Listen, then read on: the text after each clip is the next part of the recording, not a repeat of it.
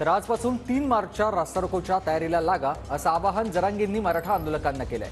देशात कधीच झालं नसेल असा रास्ता रोको करा असं आवाहनही त्यांनी यावेळी केलंय। दरम्यान जरांगे पाटलांनी जरा संयम बाळगावा, जनतेला वेठीस धरू नये असं मंत्री शंभूराज देसाई यांनी म्हटलंय।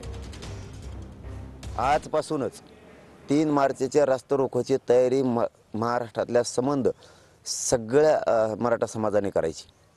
3 तारखेचा रास्ता रोको असा झाला पाहिजे की या भारतात असा रास्ता रोको कधीच झाले नसतील। इतक्या ताकदीने जिल्ह्यातल्या लोकांनी 3 तारखेची तयारी करा। जरांगे पाटलांनी संयम बाळगला पाहिजे। सारखं सारखं जनतेला विठीला धरायचं, सारखं सारखं लोकांना सांगायचं, आता एका बाजूला सांगायचं रास्ता रोको करा, दुसऱ्या बाजूला सांगायचं 10वी 12वीच्या मुलांच्या परीक्षेला अडचण येऊ देऊ नका।